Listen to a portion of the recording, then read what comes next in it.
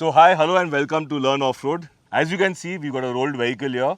And today I'm with Bill. He's going to show us how to straighten this car in a safe and a proper technical manner. So Bill is an I4 WDTA certified trainer who's flown down all the way from USA. And I'm going to hand it over to Bill. He's going to tell us about himself and he's going to start taking this class. Afternoon, everyone. My name's Bill Wheeler. I'm from the United States. I live in Arkansas. I served in the bomb squad in the Army for 10 years, where I taught light wheel vehicle recovery, and then joined the Office of Secure Transportation as a federal agent, and at which point I took over the drive program for them and became a certified I4 WDTA instructor.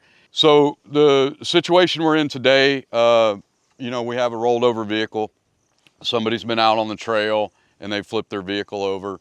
We're going to help them get it out today. When we come upon this scene and we're dealing with this situation, the first thing we want to do is an assessment. Look around the area, assess what's going on. Do we have any danger, power lines, anything we need to worry about? I'm going to go through and make sure the vehicle's set, look inside. Before we do anything, if I can make sure it is still in gear and the parking brake is set, so when we do get it upright, it doesn't roll off and take off with it. We're going to show you another technique in case the drive shaft is busted, the drivetrain is broken, and the brakes don't work, as a safety line to help us with that as well. I mean, most people would think it would be pretty easy just to put a vehicle straight over here, run a strap to the rock rail and pull it over. We want to control the descent of this vehicle to lay it down. We want all this to be nice and smooth. So we're actually going to run two straps on this. One is going to be a pulley block, and we're going to go over and we're going to discuss why I'm going to go completely over the vehicle. And then we're going to run a belay line. The first thing we're going to demonstrate for you is the belay method and how we set that up. So we'll walk up here, I'll grab a couple lines. We're just going to kind of horseshoe around right in front of the Pajero, and I'll show you how I set up that belay. The other way you can use this belay is in off-camber situations like this. If you have some trees around it, I've used this method in Colorado before on my Jeep. It doesn't take, once that center of mass is at a certain point, there's not really a lot of weight. You can almost, kind of hold the vehicle, but we do not want to be down on the downside of the vehicle. You could use the same method if you're on an off-camber, if you have trees and a partner to help you, run it to your roof rack and just use the same belay method if you're in that off-camber situation. You see it a lot of times, I'm using Colorado as an example because we have a lot of switchbacks with flat rock that are opposing the corner. So watch the line. Lock and lock. Lock it. I don't know why. Yeah, we have a stick underneath. We're going to have to get in the vehicle, push that under. You'll see if you go around the front and look.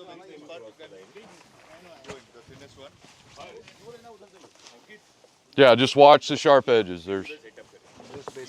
Yeah, so we had dug a hole here, and we're going to feed that through. There you go.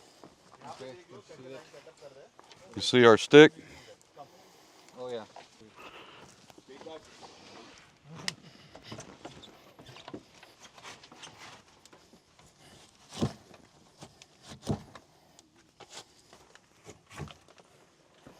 I need strips about that long. Strips of that about that long. I'm probably gonna need, quite a few because this is wet.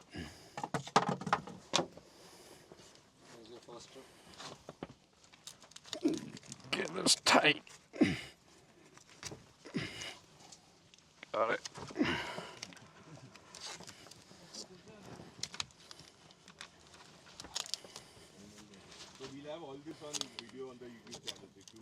Okay, is there somebody on the other side? Yeah. That can, yeah, and just kind of watch that.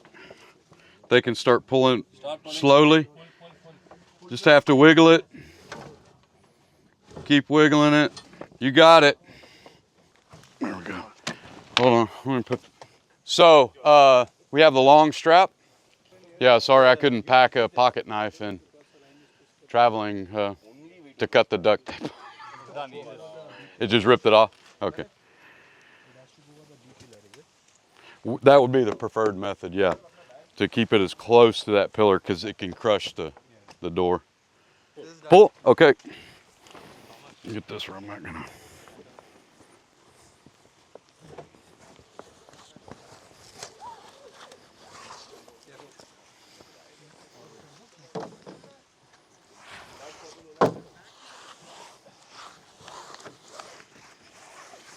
Okay, we just want enough of that to go where it'll go to the frame, the first frame rail. No, just the first frame rail underneath. Yeah, let me go around and. Yeah, we're gonna go right here.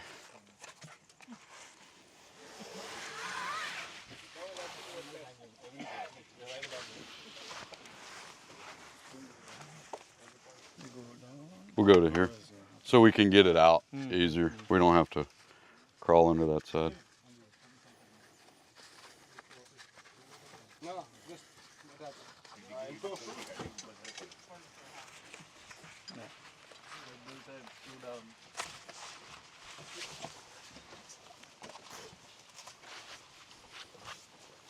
Just move back. I'll just move it to a little Slightly over.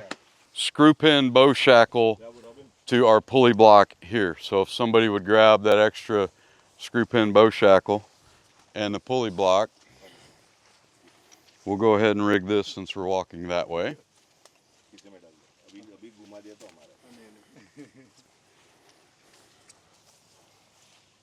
Got it.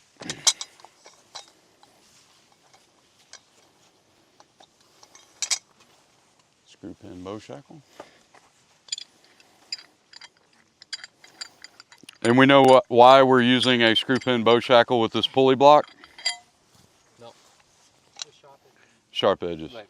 Some of the newer ones are designed without this, but with these, if I rig that with a soft shackle, it can cut that straight through.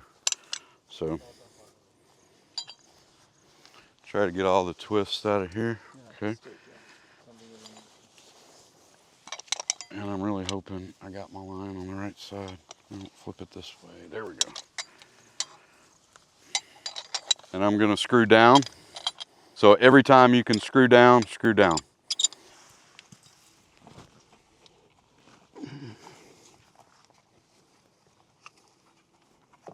So pulling against my knot.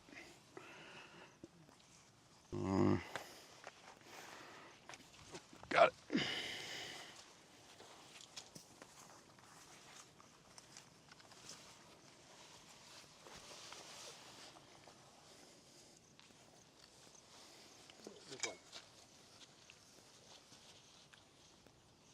This is the one you need. Oh, sorry. Yep. Yep.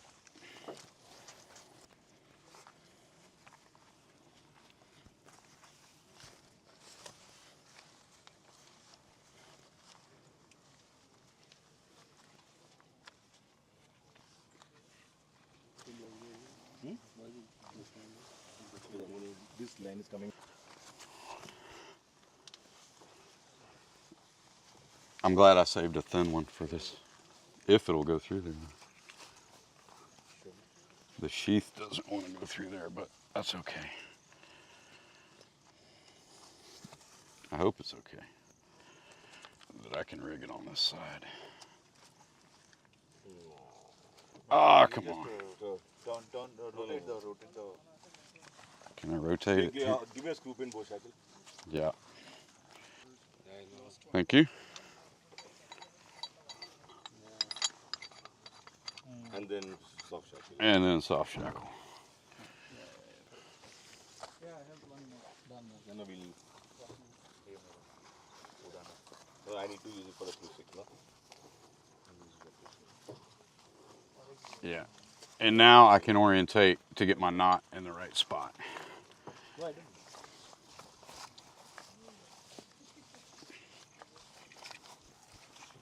We're hooked up. Let me pull your line out. Here, get this out of your way. Doc is going to give us a brief on a Prusik. Okay. We do something known as a Prusik knot. Okay, so what Prusik knot does is very simple. once over this and we go through. Okay, and then the second time.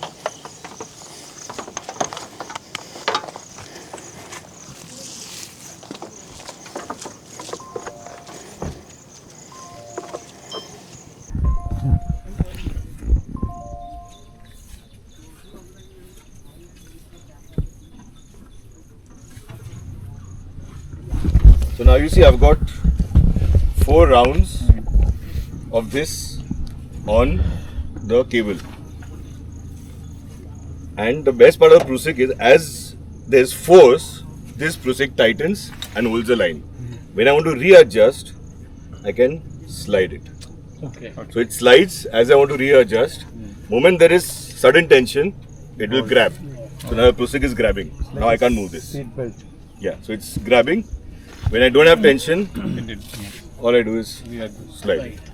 Okay, and this would now go ideally to another recovery point or another tree or another car. But now since we don't have it, we'll put it back to LDP. Okay, give me a shackle please. Soft. That's all.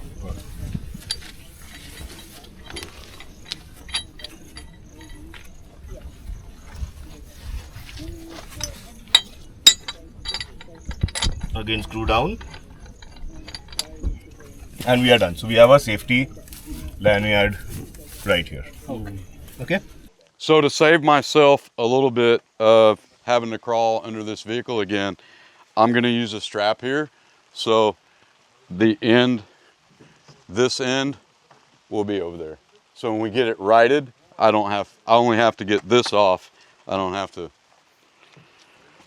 on this side, I'm not crawling around messing with that. And anytime I can use a strap versus my synthetic around a lot of this stuff, I would prefer that.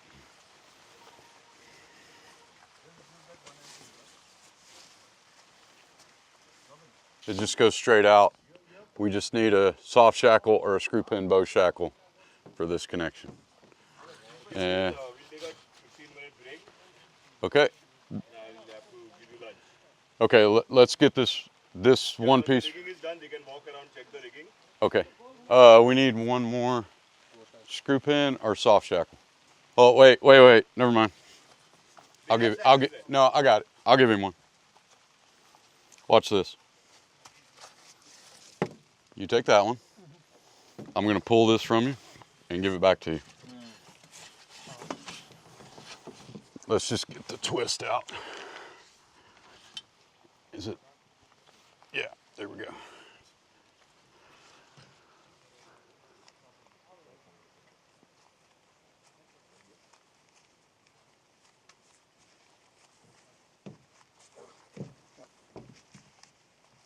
There you go.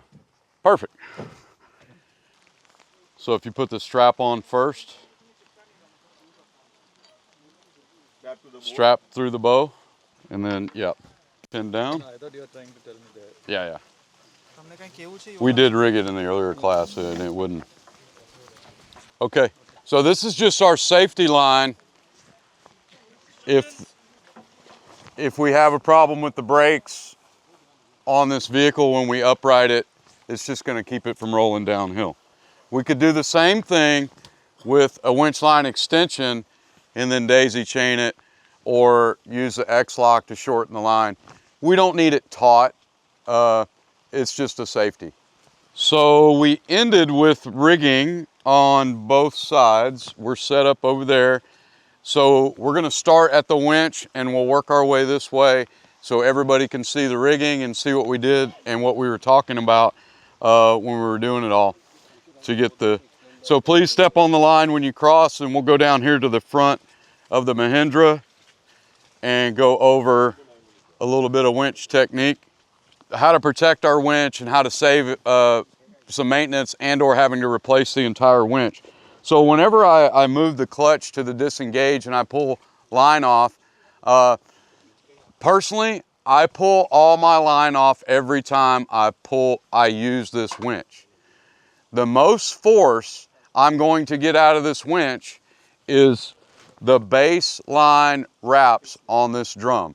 This winch is rated at 10,000 pounds. For synthetic line, I want a minimum of 7 wraps left on the drum. I've got 1 or 2 extra here because it's wet. But for synthetic, I want a minimum of 7. That helps the line grab the drum and it won't immediately slide off. With steel cable, I want a minimum of 11. And with steel, remember, you have to keep constant pressure on steel until you get tension on it, or it will start to unravel on your drum and you'll have a rat nest and you'll have to fight through that. Steel's not bad in the rocks, and you know it has its application, but most people run synthetic now. So just remember 7, and each layer you add when we're spooling line back in, you're losing force that this winch can apply. It's roughly to about 12 to 14% of each time you put another layer on of what you're losing. So we go from 10,000, I like to call it grunt math. I go to 9, I go to 8. Even though I have a 10,000 pound winch, I'm losing that force. Hence why we like to run pulley blocks a lot. Because each layer with heavy vehicles, the Pajero for example, I want a double line when I'm winching that vehicle, especially if it's stuck and we're high centered. I would suspect there are areas here where you get in the mud and you are sitting on the frame. If I'm towing or gonna winch that Pajero out, I'm double lining almost every time.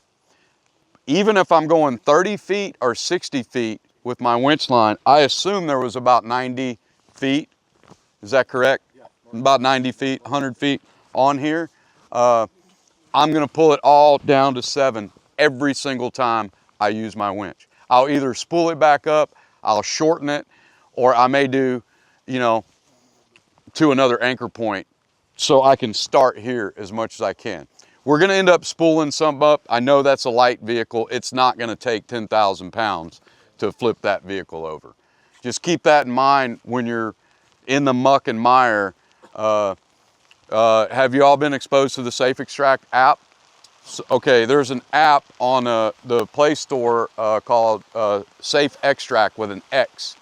And you can put in your vehicle dimensions, your weight, how stuck you are. It has really great videos and diagrams like you guys have in your passport books of all the rigging. It's in the app. It's very useful. It has videos to show you how to do all the rigging. Talks about all this as well.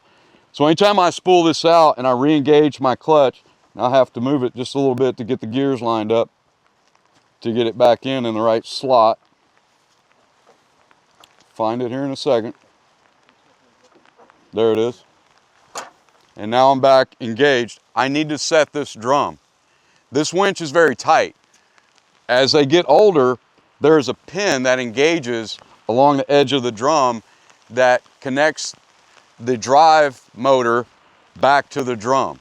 It is a small pin. This one you cannot hear it click. Most of them you can hear it click. But I just want to put my weight into it and pull on this line before I push the button. You can shear that pin off and ruin your winch. You can order them and replace them and probably figure out on YouTube how to tear this apart and replace that pin. Just remember this technique of set it, and that's all you have to do. Just lean into it before you start winching with it. Anytime this line goes in and out now, somebody's gonna have their hands on it. We're gonna be spooling it back up properly until it gets tension on there. Then we can let go of it, go inspect our lines. So if somebody would run the winch for me. Sorry, I'm right-handed. I like to stand on this side. So all I'm gonna do is just hand over hand. I don't want the line sliding through my hand. And I'm just, you know, like your fishing line, lining it back up properly.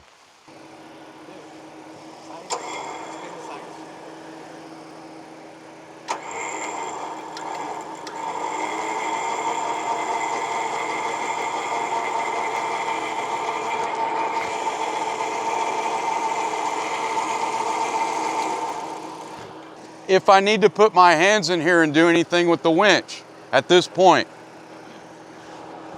Blanket. No, no, no, no, no. Or you hold it. We call that the dead rat. I like to see the dead rat. I know he's not on the button. I know he's trained. We've worked together already. If I haven't worked with anybody before, what's my other safety? Just disconnect it. Now I can go in here, do what I need to do, cinch my line up, work on anything I need. Before I'm gonna walk away, I'm gonna plug it back in. Good. Okay. Now we're gonna walk our line. I know at the angle we're sitting at, look what's gonna happen. See, we're not lined up exact, proper front to front. So my line's gonna spool. It's gonna feed up on one side here. It's not bad depending on how far we gotta go. At some point, I need to stop, come back and inspect this. What happens if it gets too much on one side? Won't be any space to spool up. No more space. It can expand and break our winch. What do we do to fix it? Unspool it. It's okay to bump out a little bit of your winch to take the tension off. As soon as we get tension off the line, when he goes to bump out, I'm controlling this line. I'm putting my hand on it. I want to keep tension on it. Oh, careful.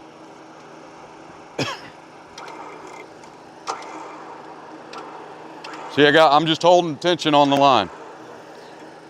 Once I get tension and the line's on the ground, then I go to my clutch again and I unspool line. If I know it's gonna bind and I needed to go a long pull, I can preload it. I can start loading it on this side first.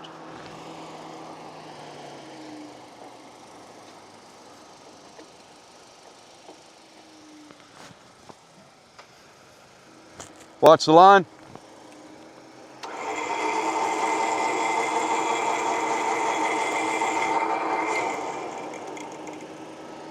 Okay.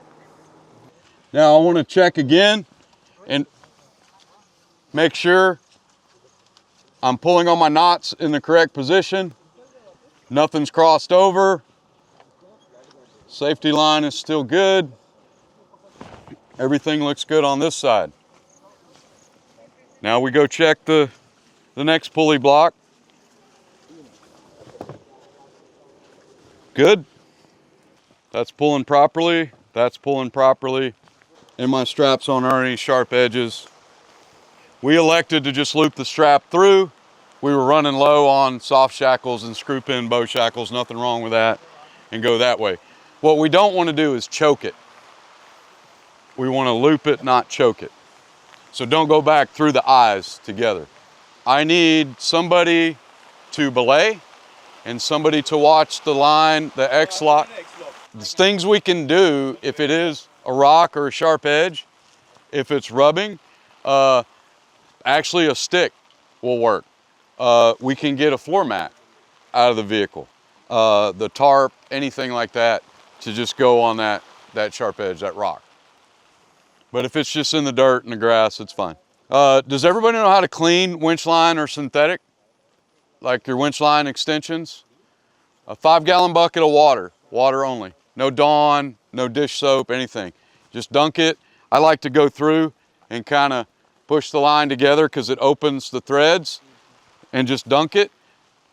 Dump out fresh water 5-6 times, let it dry, and it's good.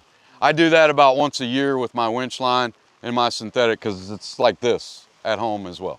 Okay, let's step up here on the flat spot and we're gonna talk about the symphony we're fixing to do. Safe zone is going to be over here once we start winching. I'm going to have someone in this vehicle with it running and their foot on the brake. Obviously someone in this vehicle winching. What condition do we want that vehicle in? These vehicles in when we're winching? What? Handbrake on. Handbrake on, neutral, foot on the brake. Correct. Yep. Not in park. No pressure on that, the parking paw and the transfer case while we're winching. They put some chocks down, and we may need to do that. I've had to put logs in front of my tires because you'll start getting drug sometimes. Hopefully we got enough weight and friction here, and that vehicle's kind of light. So I'm gonna be the conductor, and I'm gonna use the same hand and arm signals that we learned in winching. So winch in, winch out, bump in, bump out, stop, hold, but I have to do it twice because I'm controlling the winch and I'm watching the belay. The belay is going to hold tension on the line and just slowly feed it out as the winch starts to work. At some point, you're going to see the strap go loose, and then belay is going to have all the weight. At that point, it's on him. He's controlling the weight. All I'll do will help him let him know when the tires are on the ground and it's settled. He's gonna manage the weight of the vehicle on his own.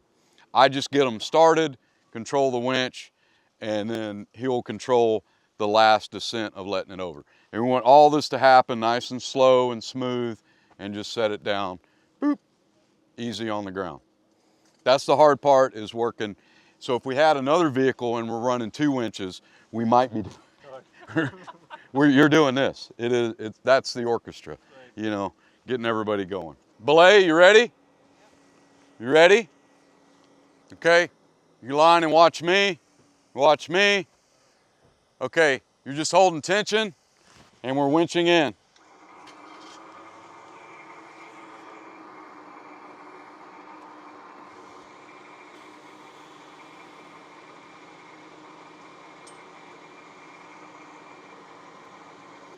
Good?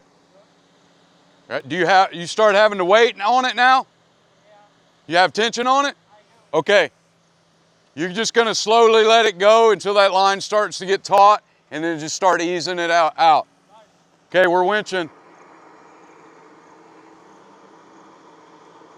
Stop. Somebody with a glove on, can you slide that sheath back?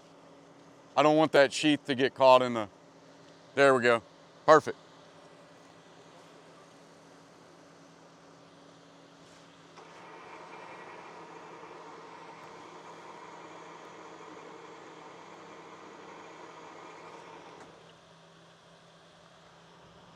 A little bit out.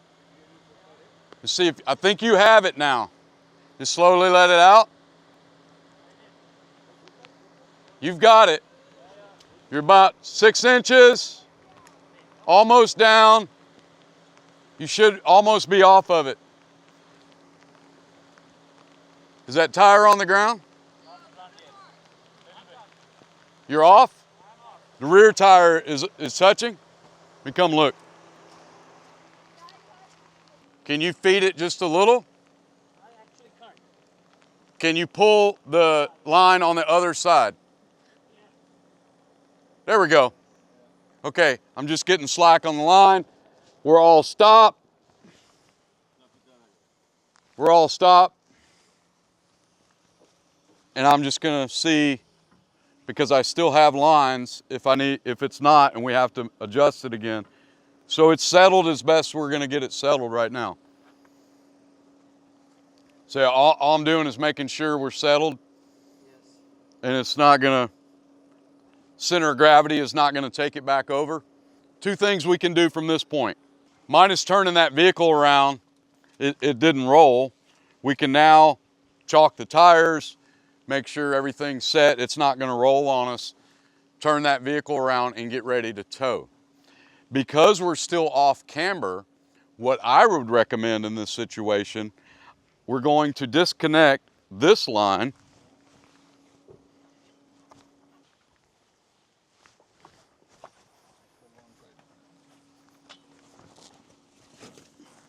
See, that was nice using the strap.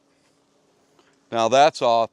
I would leave this line on, and I will slowly winch out as we tow this vehicle up in case it tries to roll over again, because it's still at that off camber. We already have it rigged. It's not gonna hurt anything. The only thing we need to consider is the angle on the front of this anchor point on the chimney. We don't want that rigging getting into the tire. So what could we do? We could unspool winch line. We don't have to disconnect any of that. We just unspool winch line. I need to hold everything as he manually backs the vehicle around and gets, I'll just pick it up, you know, and manage the line so he doesn't drive over it, get him reset so we can drive out. I would just put barely any tension on this as we tow it out so it couldn't accidentally roll over. Could we tow it out without this? Of course. Yeah. But we already have it rigged, so I would just leave it on here until I at least got it where it was starting to go uphill. And then I would just disconnect this point, throw this in the vehicle, and let him continue towing out. De-rig all this once we're on flat ground. If you do not have a winch in this situation, you would need to rig this a winch line extension. And the rigging would be exactly the same, except the Mahindra would be turned around and pulling this whole assembly with a winch line extension. He would be facing the other way, correct. If he cannot see, I would want to see him in the mirror, or I could use an additional person in front. He's watching that person's watching me, and we're relaying that way. Synthetic line be used for pulling? Synthetic? Yes. Yeah, the winch line extension is synthetic. Okay, so this was quick 3-hour session on how to unstuck yourself or write yourself up. Hope you never need to get into this situation, but you should know what to do. And please get the basics right. Again, a lot of you all have forgotten all your basics, how to even get a soft shackle rigged. So basics, gloves, not crossing the line. Think of those points. Invest in good quality equipment. There's a lot of equipment that is available in the market. So get rated equipment which will last you a long time rather than getting bargain equipment which will either kill you or will last you a shorter time. So good stuff will last you and your life is more important than money. Thank you. Thank you. Thank you. Hip hip hooray for Bill. Thank you. Thank you.